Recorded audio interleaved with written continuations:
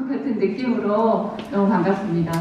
오늘은 제가 이제 복역점제에 대해서 이제 그 PPT 여기 준비해 주시면 말씀을 드릴 건데, 보니까 또 진로부장님들이 오늘 초등학교, 중학교, 고등학교 다 오시고, 또 못 오신 분은 뭐 잠시 이제 온라인으로도 이제 보시는 것 같아요. 근데 아마 초등학교는 6학년부터 이제 적용이라 하고, 중학교는 뭐 지금 시범한다 하니까 학생들 진로 지도하시면서 고민되시고, 또 고등학교는 지금 현재 적용하는 것 같기도 하고, 뭐가 변하나 굉장히 궁금하시기도 하는데, 이제 복역점제에서는 다른 누구보다도 이제 우리 여기 계신 진로부장님들 역할이 크고 매우 중요해서 오늘 이렇게 자리 마련해 주시고 함께 고민해 줄 수 있게 해주셔서 너무 감사드립니다.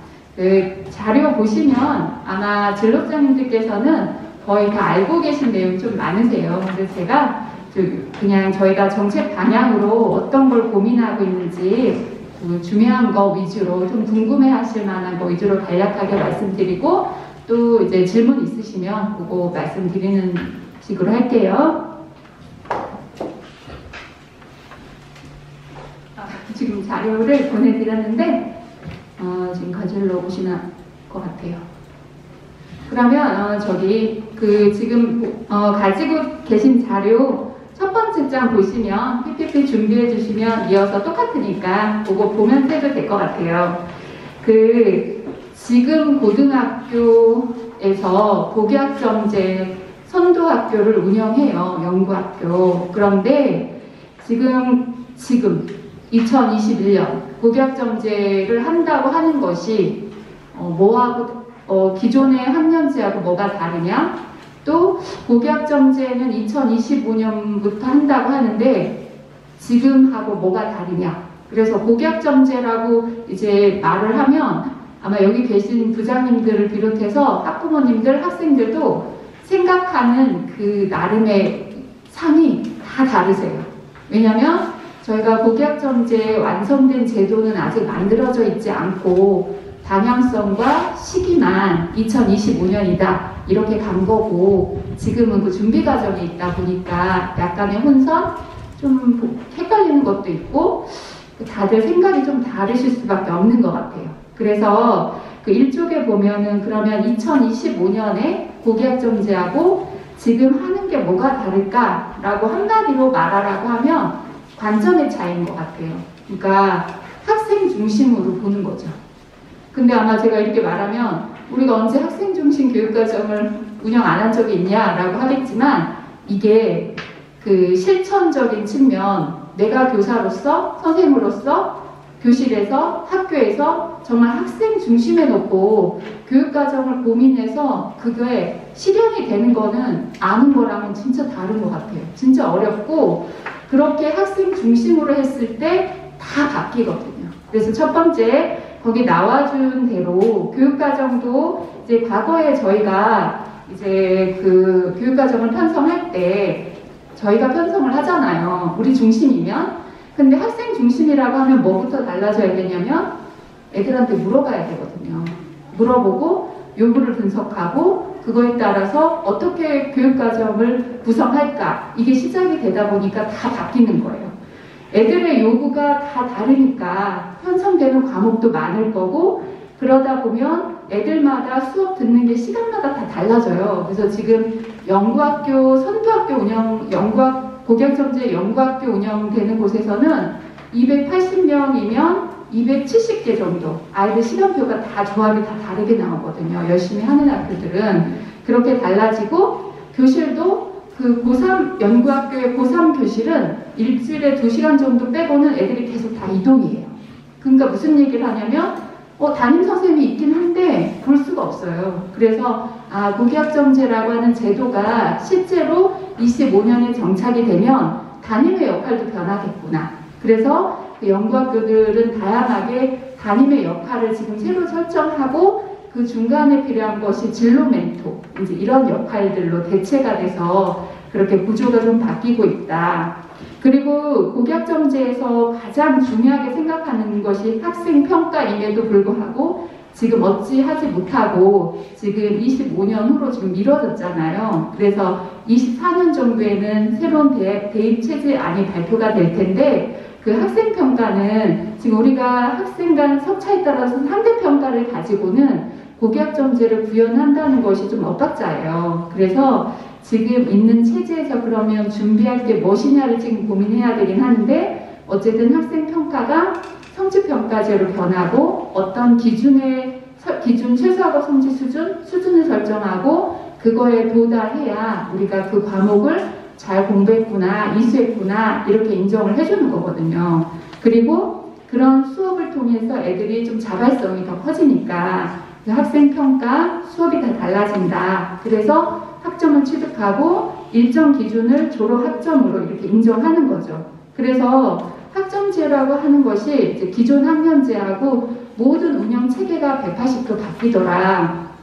그러면 우리는 어디까지 하고 있느냐 지금 너무 헷갈리다라고 하셔서 잠깐 정리를 하면 21년 올해는 고등학교는 한 85% 정도가 연구학교, 선도학교를 해요. 내년에는 경기도 같은 경우는 연구학교, 선도학교를 100% 다 하고 그런데 25년에는 전국적으로 이제는 고교학점제가 연구, 선도학교 수준이 아니라 제도를 갖추고 평가라든가 대입제도까지 갖추어서 본격 시행이 되는 게 25년인 거예요. 그러면 경기도 같은 경우는 지금 22년, 23년, 24년 이 3년의 시간이 있잖아요. 이 부분은 연구학교, 선도학교를 통해서 이제 해야 될 과제들이 있어요. 뭐를 하냐면 이거죠. 현재 내신평가, 대입제도, 고교체제 개편 이게 먼저 선행이 됐으면 저희가 고교학점제를 수행하는데 매우 동력이 조금 더 생길 텐데 현재는 이게 좀 제한이 돼서 이건 적용이 불가능해요. 24년까지는. 하지만 그렇다고 해서 고교학점제라는 걸 시작하기 위해서 학교가 할 게 없느냐 그때까지 기다려야 되느냐라고 하면 그렇지 않아요. 왜냐하면 올해 굉장히 치열하게 학교에서 교육과정 고민하시고 바뀌는 시점은 올해가 아니라 내년이거든요. 그리고 학교에서 교육과정 뭐 과목 하나, 시수 하나 조정할 때 보시면 굉장히 누구 한 사람의 결정으로 될 수 있는 게 아니라 엄청나게 협의와 합의가 굉장히 많이 필요하거든요. 누가 이제 TO 감이 되시거나 이런 거하고 다 맞물려서 조정이 돼야 되기 때문에 쉽지 않아요. 그래서 학생의 선택권을 보장한다고 하면 선생님들은 나 TO 당할 텐데 이런 걱정부터 좀 많이 들거든요. 이제 그런 것들 요구 그 다음에 아이들 중심으로 선택권을 어떻게 보장할지. 근데 선택권을 보장하려면 이거보다 더 앞서서 학교 문화가 바뀌어야 되는 게 아이들한테 늘 교육과정을 통해서 진로를 물어봐 주는 거잖아요. 여기 진로부장님들이 계시지만 뭐 아이들한테 상담 한 번으로 진로를 설계하고 자신의 정체성을 알아가고 할 수는 없잖아요.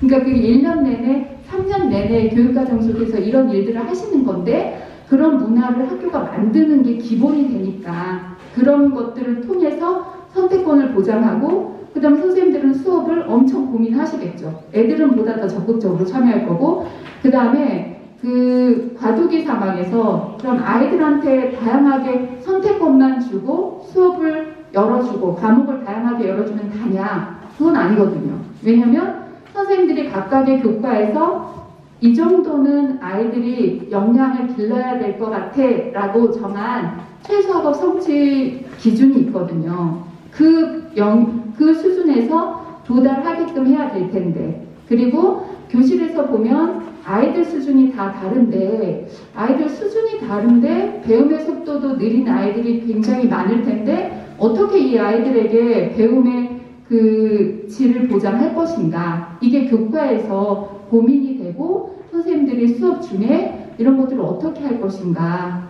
정말 고민 많거든요. 이 부분이 고교학점제에서 이제 해결이 돼야만 보다 더 발전적으로 패스 페일 여기까지 가도 현장에서 무리가 없거든요. 그래서 저희가 연구선도 학교를 통해서는 책임교육체제 이런 거를 수업에서 통해서 평가를 통해서 지속적으로 피드백을 강화해서 지금은 예방에 초점을 갖고 선생님들이 이런 고민을 조금 등한시했다고 하면 이런 부분에 보다 적극적으로 우리가 고민해보는 중간 과정이 필요한 거라는 걸 좀 이해해 주시면 될 것 같고요.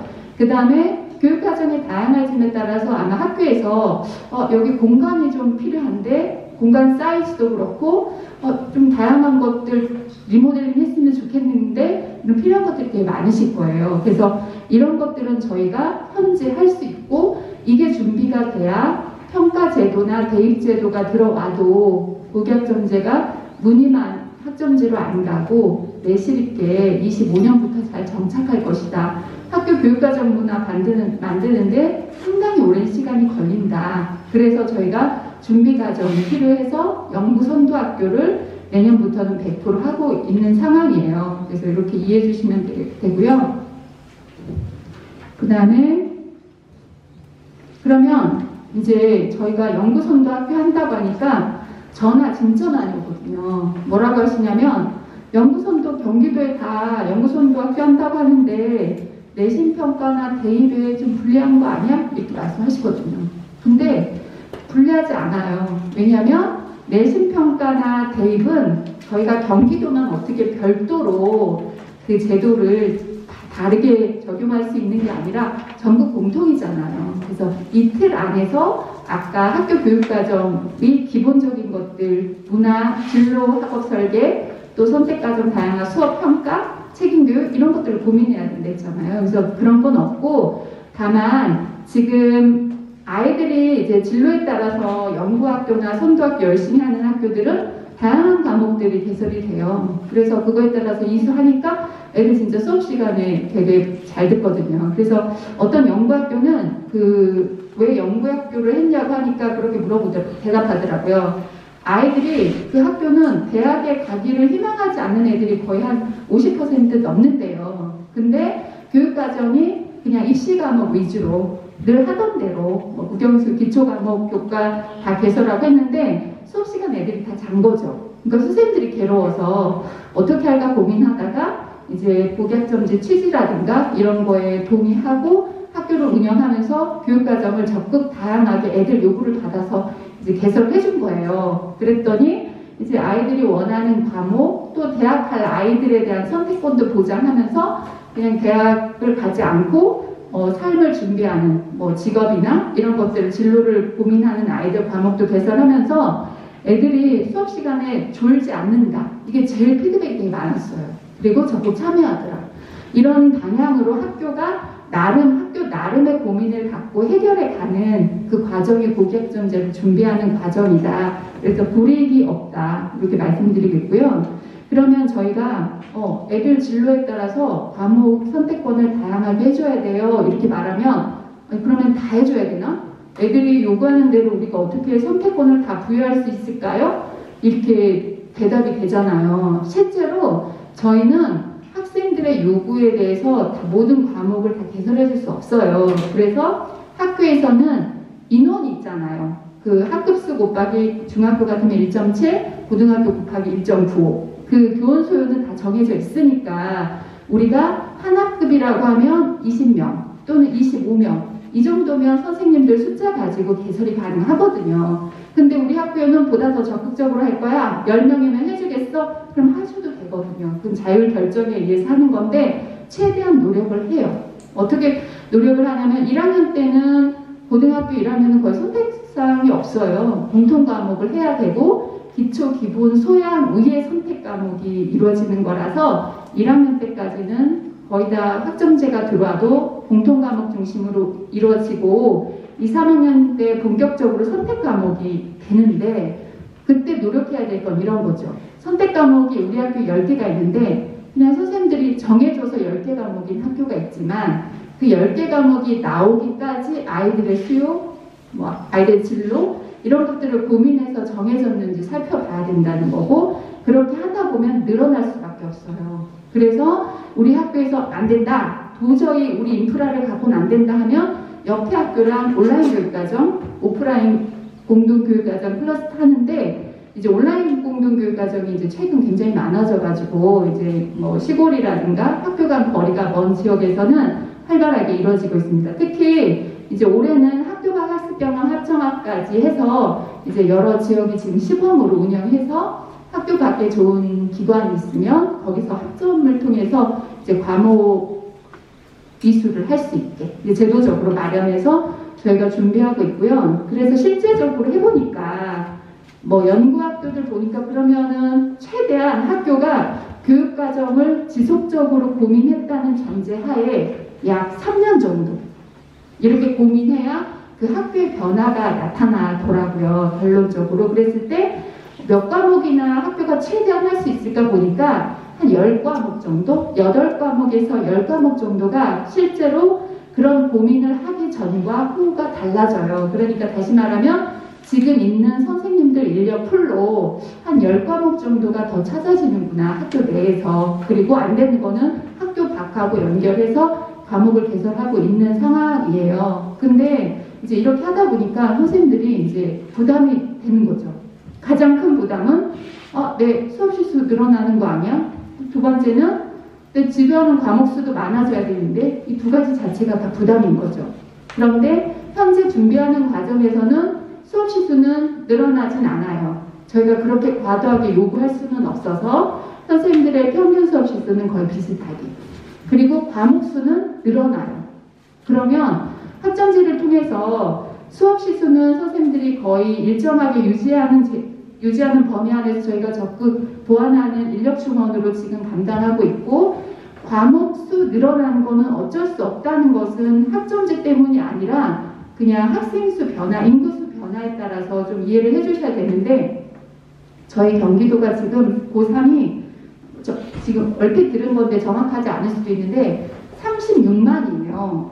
그런데 이제 2030년이 되면 얼마 안 남았죠. 40만 정도로 다른 타시도에 비해서 계속 인구 학생 수가 늘어나요. 그러다가 2040년 정도 되면 25만으로 뚝 떨어지는 거예요, 경기도가. 그러니까 다른 타시도는 이미 고3 학생 수가 계속 내리막길인데 저희가 약간의 그 공백이 있어요. 인구 유입이 잠시 있는 상황으로 늘어나는 것 같지만 저희도 계속 줄고 있었던 거예요. 그래서 강원도나 전라도 이렇게 되게 소규모 학교가 많은 지역은 이미 선생님들이 자신의 수업의 실수를 채우지 못해서 이제 뭐 국어 선생님이 영어를 가르치라는 게 아니라 국어 교과 내에서 이제 다양한 과목들 있잖아요. 이제 그런 식으로 다과목을 하는 것이 보기 학점제 맥락뿐만 아니라 어쩔 수 없이 받아들여져야 되는 부분이 있다라는 것도 조금 이해해 주시면 좋을 것 같아서, 그러면 교사가 다과목을 보기 학점제 들어와서 하라는데 난데없이 웬 다과목이냐, 우리가 언제 준비가 됐느냐, 굉장히 불편해 하시고 힘드신 상황이에요. 어떻게 보면 그냥 약간 뭐 말만 하면 다 할 수 있는 것처럼 굉장히 부담스럽고 폭력과 같이 언어 폭력보다 더 심한 그런 그 부담감으로 느끼셔서 이 부분에 대해서 다과목 지도를 위한 교사 연수는 작년부터 부전공 연수부터 지금 실시하고 있어요. 그래서 현장에서 고등학생들 요구를 보니까 일반고는 교육학, 심리학, 철학, 연극, 영화, 디자인 이런 과목 수요가 많더라고요. 그래서 지금 한 강좌당 50명 해서 이제 부전공 연수를 하고 올해 또 어떻게 할 것인지 인원이나 과목이나 이거 협의가 좀 있는 상태고요. 그런데 또 어떤 선생님들은 570시간이니까 이게 굉장히 과도하잖아요. 부전공이니까. 그러니까 나는 그 정도까지는 아니고 그냥 내 교과에서 내가 과학이면 과학 과제 탐구 이런 교과도 좀 해보고 싶은데 나는 과학에 역량은 되는데 이게 내용만 조금 알면 어떻게 할 수 있을 것 같은데 해서 실제로 이제 교육학, 심리학, 과제 탐구 이런 것들은 원격 직무 연수 형태로 지금 저희가 최대한 올해 많이 개설을 일부 해놨어요. 그래서 아마 교육청 단위로 이런 연수들이 안내가 될 거예요. 근데 이렇게 선생님들을 다과목 지도를 위한 연수는 현장에서 느끼실 때는 나 연수 공문 못 가는데 별로 뭐 안내하는 것도 없는데 이게 체감이 많이는 안 되실 거예요. 그래서 저희가 지금 교육청 단위별로 직무 연수를 몇 강좌 이상 계속 다 2학기 때부터 여실 거고, 역량과하고 이 연수에 대해서는 전방위적으로 이제 굉장히 많이 열 계획으로 지금 준비 중에 있어서 이제 필요하신 분들 지원하려고 노력하고 있는 그런 상황이라는 거 말씀드리고요. 그리고 아까 선생님들 수업 시수는 늘어나지 않는다고 한 거는 어떻게 해결하려고 하는 거냐면 여기 보시면 교과순의 전담교사가 있어요. 뭐냐면 교육청에 선생님 한 분이 배치돼서 A학교, B학교, C학교에서 뭐 개설되는 플러스 알파로 추가되는 과목들은 선생님들을 추가하지 않으면 폐강이 돼야 되잖아요. 그런 교과를 이제 순회하시면서 하는데 올해 27명이 이제 배치가 돼서 운영하고 있는데 내년엔 가수를 받아 보니까 100명 이상이 돼서 이건 아마 학교에 필요한 만큼 원하시는 만큼 늘어나는 수업에 대해서는 전폭 지원하려고 해서 선생님들의 과목 수가 늘어나는 거는 정말 저희가 불가피하다. 그래서 연수나 역량 강화를 최대한 지원하려고 하고 이제 선생님들의 수업 시수는 저희가 이 정도 더 늘어나는 거는 옳지 않고 더 지원 방안을 지금 모색 중이고 더 나아가서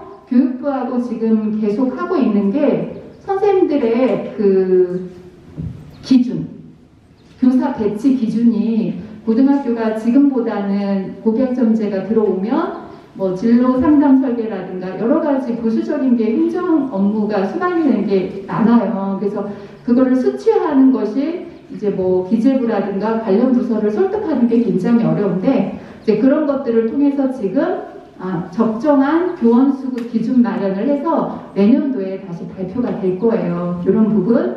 그 다음에 학교 밖 전문가 활용하는 것은 68개 표시 과목 이외에 혹시라도 학교에서 더 요구하는 과목이 있다고 하면 그 자격증 발급을 안 하고 있는 상태니까 한시적으로 뭐 임용하는 것들을 해보겠다. 이제 이런 것들이 발표되어 있는 상태고요. 그 다음에 교원이나 뭐 교원의 임용 자격 이런 것들도 굉장히 탄력적으로 변해야 돼서 이런 것들은 지금 한참 논의가 계속되고 있다는 거 참고로 말씀드리겠습니다. 그 다음에 학교에서 또 그 고민이 많으신 것 중에 하나가 학교 공간인데 이제 참고로 알아두시면 좋은 게 학교가 지금 부장님들이 있는 학교가 계신 학교가 40년 이상이 되었다. 그러면 올해 아마 시설과에서 새로 지어준다고 하실 거예요.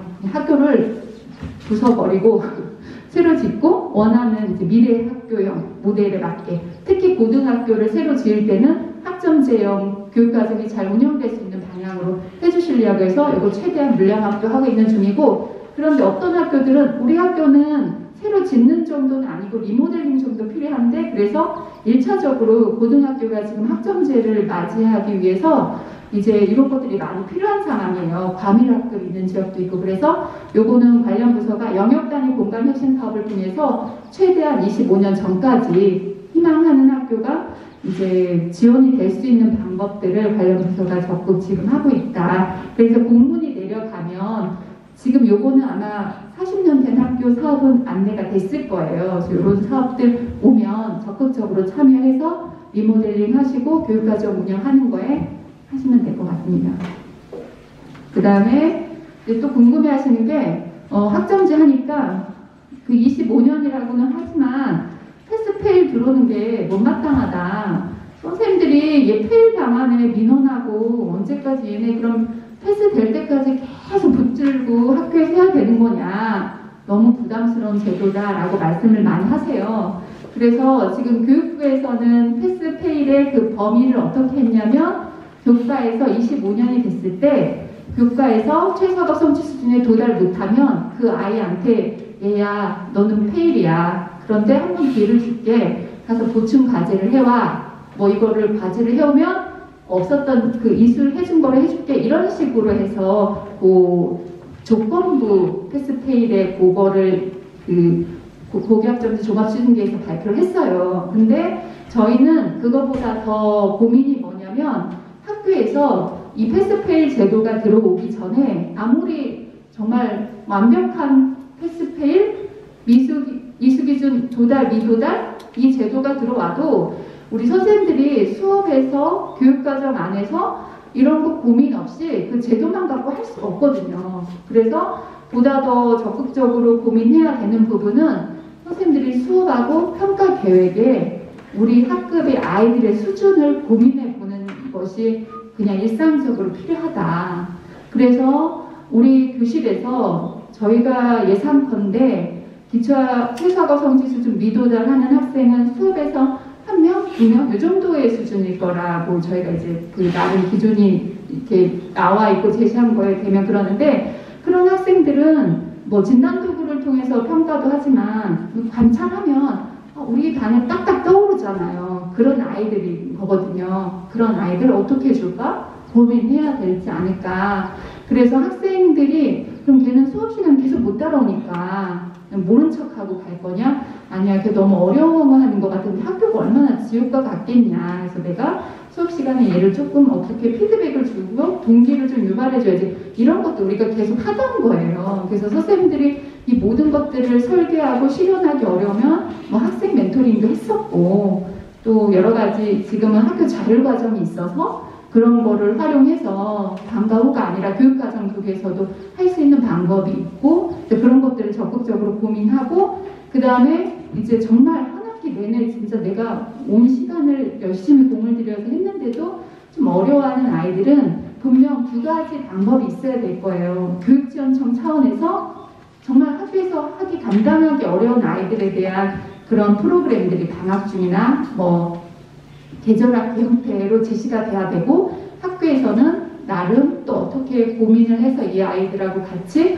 학업을 이어갔을지, 이게 되지 않고는 이런 것이 고민이 없이 제도가 들어와도 이게 굴러가지 않을 거거든요. 그래서 저희가 25년 전까지 교과에서 이런 거를 좀 잘 해봤으면 좋겠어요 라고 해서 올해는 저희가 공통 과목 5개 과목에 대해서 최소 학업 성취 수준은 이 정도 되는 것 같아요.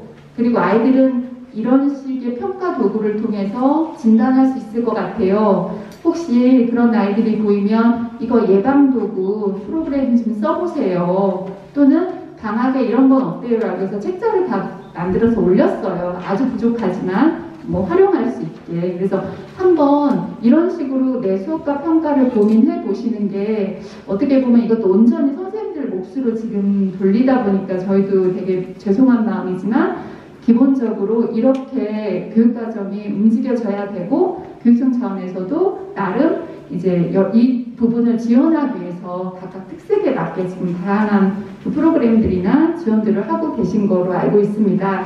그래서 하다 보니까 결론은 그럼 성취평가제로 가야 되나? 가학과정 교육지원청이 중심이 돼서 센터가 돼서 이제 그 고교학점제를 지원하기 위한 교육과정 마을 캠퍼스들을 하고 계세요. 그래서 이제 교육지원청의 센터는 아마 장학사님 한 분이실 거예요.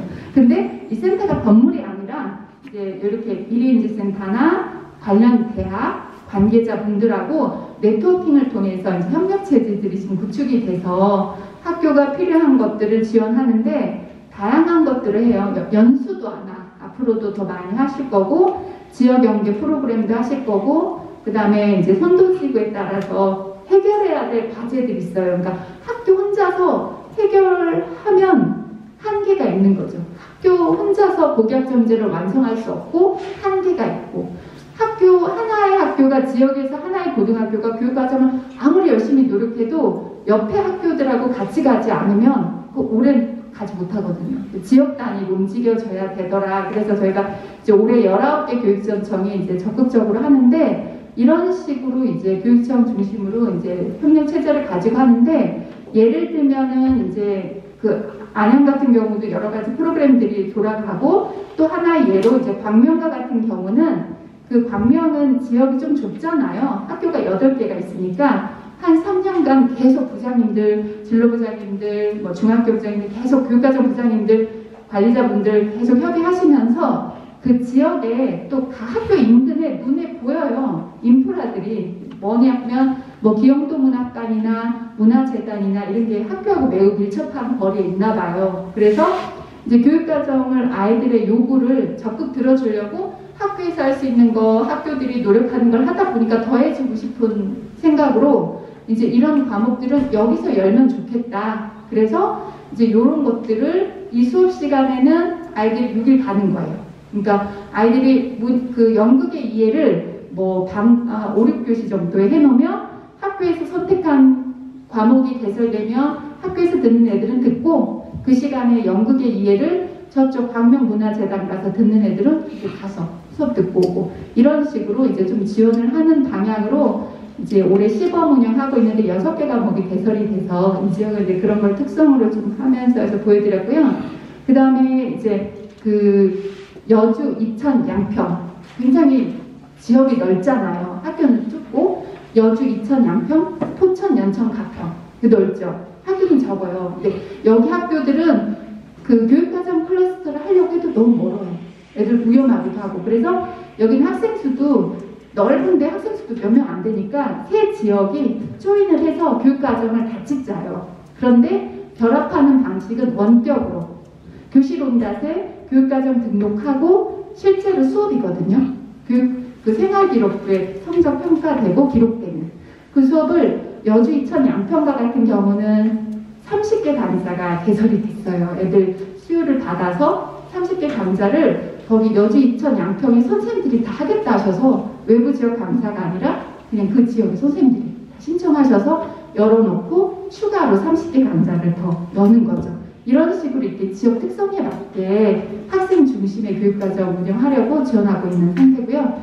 그래서 저희도 뭐 연수나 학부모 대상 연수 더 많이 해야 되고 특색 있는 연구선도학교 해고 이제 해야 된다. 그런 말씀으로 간략하게 말씀드렸습니다.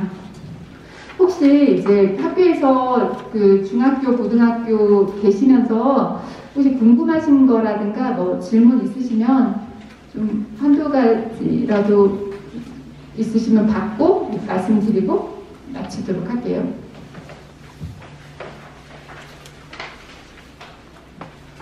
네. 우리 부장님들이 평상시 진로하고 학점제는 너무 밀접하고 고민을 아마 앞서서 굉장히 많이 하셨을 거예요. 그래서 이제 그동안 이제 여러 가지 논의도 많이 있으셨던 거로 알고 혹시 이제 업무 하시거나 궁금한 사항이 또 있으시면 우리 여기 김재훈 장학사님도 계시고 온라인에 저희도 메신저로 다 연결이 돼 있으니까 언제든지 질문 주시면 답변 드리도록 하겠습니다. 그래서 다음 강의도 계속 이어지는 거로 제가 알아서 저는 이렇게 짧게 마치도록 하겠습니다. 고맙습니다.